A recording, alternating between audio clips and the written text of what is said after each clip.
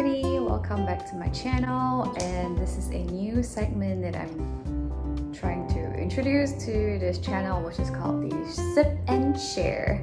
So today I will be sipping maku. I really like the convenience of makgeolli in a can, so cheers guys. Ooh. Cheers. Well, okay, so basically before we dive into today's episode, I just wanted to give a little introduction about my thoughts for this new segment called the Sip and Share. My thought is for this segment is for me to share with all of you guys my journey, my personal journey of how I come from Singapore to America, how I ended up working and living here in America. For those people who have similar ambition as I did of working and living in the different cities, I would like to share some of my experiences, and hopefully you guys will find it helpful and useful too in your journey. And if you are also like me, feel free to share your journey with me. I always love to hear more about what other people's adventures have been and what else I can share with you. What is it? Tips and tricks of online digital marketing. For context, I am a marketer. That's my day job. So let's dive into today's new chapter. Since today is the very first of such episode, I talk a little bit more about myself and my journey here. So first question. I was born and raised in Singapore. I worked a couple of years in Singapore, and then I came to a point where I felt like I wasn't really challenging myself or growing. I wanted to experience working and living in a different place. So for my undergrad, I always wanted to study abroad. I always wanted to experience that. But back then, my parents had wanted me to stay home and be a little closer to them, and so I turned down all the opportunities of going overseas and basically studying and living there. And so I just felt like a part of that chapter of my life is missing. And so after working a couple of years, I decided that it is time for me to pursue a change, and that's it. I applied for a master's program, a master's in marketing, and that's when it all started. So I landed my first, after graduating from master's, I landed my first job, my first gig in Maryland in the agency. I did that for about a year, and again, I wasn't very fully satisfied because coming from a city like Singapore, which is, I would say, more globalized and competitive as well, I wanted to be in another top tier city in America. Like if you come all the way to here, obviously you want to be in like the top known, most popular cities for living and working, and have better career options and advancements. So I always wanted to work in either New York or on the West Coast. Actually, more so on the West Coast for me, because in my undergrad days, I actually came to America before, and I did an exchange program in San Diego, and I really loved the West Coast. But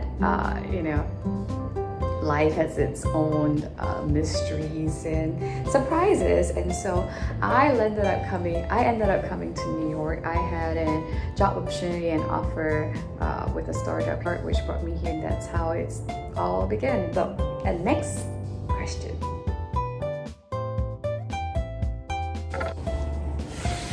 So, first of all, as a foreigner, I think that as a foreigner, trying to apply and find a job in any cities in the world, it's going to be very difficult. And of course, if you are applying to a very competitive city, it is going to be even more challenging. And so, in my personal experiences, I have put in a ton of applications when I was in my undergrad, when I was still in my graduate program. I was applying for jobs. I put in tons of applications, and typically I do not necessarily get any response because obviously, being a foreigner, you require certain work visas, and eligibility is always an issue, and so that really lower your chances. And so I didn't particularly had much successes when I am the one pursuing for job opportunities. I also didn't have much opportunities with recruiters. I have a lot of recruiters who are interested in my portfolio, but I felt that in my personal experience that recruiters are not the best people in terms of, at least for foreign hires, recruiters are not the best in being able to represent you, being able to represent your case and put forth to the company why they need to jump through a couple more paperwork and administrative hurdles in order to hire you as a talent.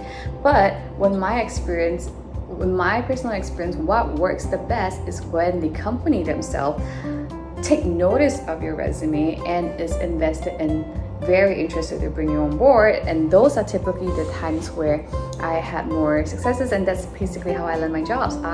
Versus a push strategy of applying to tons and tons of jobs, I use a pull strategy instead to bring companies, to attract companies to me and to capture their attention. So for my personal experience wise, I had more successes when HR departments or hiring managers of companies themselves take notice of my work and accomplishments and are interested to have a conversation with me versus applying blindly and submitting applications through job portals. So that's my strategy. I would say that, obviously that, it's very challenging. Like there's so many smart people in here and everyone is like, basically everyone's very competitive and everyone have good, like I will say, specs. They come from they graduated grades from great schools or they have masters, and everyone's just like super duper smart and also super hardworking, diligent, and everyone is here to hustle. Everyone is here to chase their dream and no one is here to just like relax and take a back seat. So with all that said, I think that if you are young and if you want to challenge yourself, this is definitely the place to be, because you only live once and you're only young during this time, and when you're young, that's really the time and phase in life with the most energy, and you should be pursuing proactively your dream and pushing boundaries. And so I think that New York City is the place for you to hustle and to test your personal limits and to unlock and achieve greater levels of skill sets and greater levels of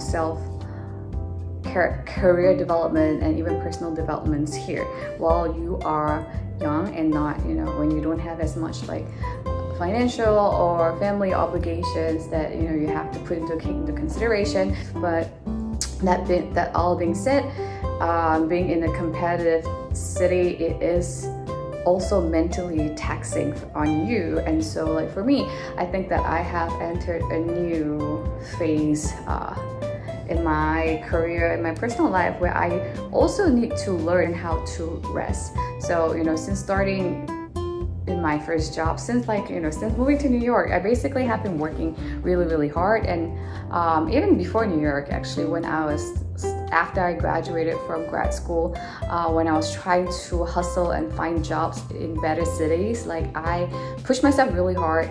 Even after work hours, I would be taking courses on Coursera. I'll be taking lessons on Codecademy. I take boot camps. I learn how to code. Well, I'm not as a developer, but I wanted to learn the logic of coding websites in order to be a better product manager. I wanted to learn and understand SQL so that I can enhance my data skills. So I do a lot of things just to put myself in a better positions for job opportunities. And I have been constantly pushing myself for the past couple of years. It's always go, go, go, go, go. And right now too, it's as I landed in my current job and I got promoted, I have been also pushing myself really, really hard to basically level up in my skill sets and my capabilities and learn new things. Recently I ended up having a health episode. So I had a down period and recovery time with this surgery, and so that actually also helped me to really look into my lifestyle and to really understand that there has to be a balance. Hard work doesn't mean constantly pushing yourself to do more and more. That doesn't mean working long hours doesn't mean productivity. What you should be focused on is also effectiveness of your time and how efficient you are at your task. And so right now I realize that, you know, I have to proactively carve out time and spaces for me to rest, and in order to recharge myself so that I can go further, I can do more, and I can achieve more and be more productive. Next question.